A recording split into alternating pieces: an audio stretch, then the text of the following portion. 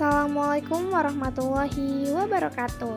Halo semuanya, perkenalkan saya Maisha Kamila Fatima bersama teman saya Rahma Aulia Safitri dari kelas 11-1 akan membawakan materi yang berjudul teks berita. Apa itu teks berita?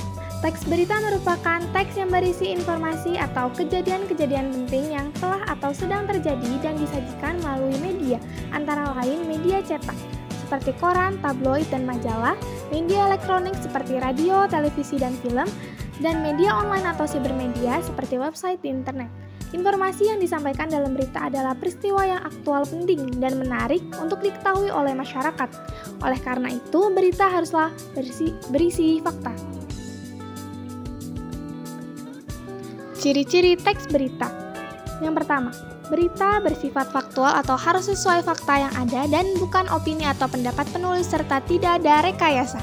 Yang kedua, berisi informasi aktual, terbaru atau terkini yang dianggap bermanfaat bagi halayak umum. Yang ketiga, kronologis atau runtutan peristiwa disajikan secara urut serta memiliki keterangan waktu dan tempat berlangsungnya peristiwa.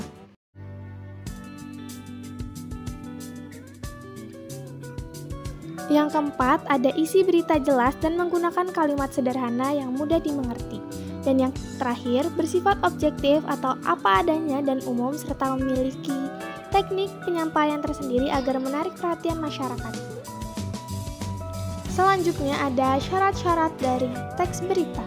Yang pertama ada faktual, yang kedua ada aktual, yang ketiga ada akurat, yang keempat ada lengkap, yang kelima ada berimbang, yang keenam ada menarik perhatian, yang ketujuh ada kedekatan, yang kedelapan ada sistem otomatis, dan yang kesembilan ada dampak.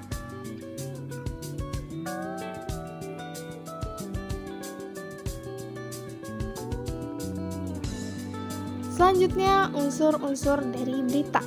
Berita dikatakan lengkap dan akurat apabila mencangkup unsur 5W dan 1H. Unsur-unsur berita menyangkup 5W dan 1H, yakni apa, yaitu what, siapa, yaitu who, di mana, yaitu where, kapan, yaitu when, mengapa, yaitu why, dan bagaimana, yaitu how.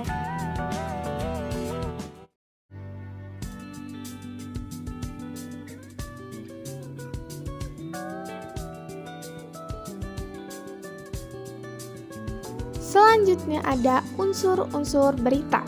Yang pertama ada what atau apa, dinyatakan dengan pertanyaan peristiwa apa yang terjadi.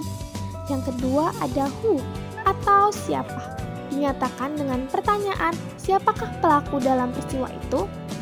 Yang ketiga when atau kapan, dinyatakan dengan pertanyaan kapan peristiwa itu terjadi.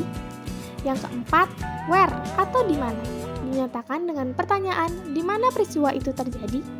Yang kelima, why atau mengapa, dinyatakan dengan pertanyaan mengapa peristiwa itu dapat terjadi. Dan yang keenam, how atau bagaimana, dinyatakan dengan pertanyaan bagaimana peristiwa itu terjadi.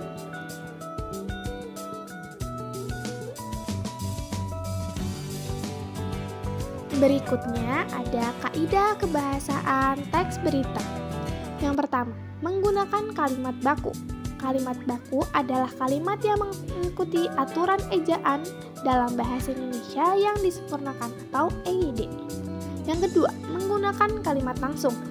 Teks berita disajikan dalam bentuk kalimat langsung, yaitu kalimat yang diucapkan secara langsung oleh narasumber tanpa adanya pengubahan, baik pengimbuhan atau pengurangan dalam kalimatnya.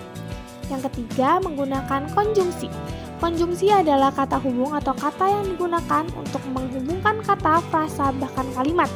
Yang keempat, menggunakan kalimat denotatif. Kalimat denotatif merupakan kalimat yang bermakna sebenarnya, bukan kias. Dan yang terakhir ada kata kerja mental.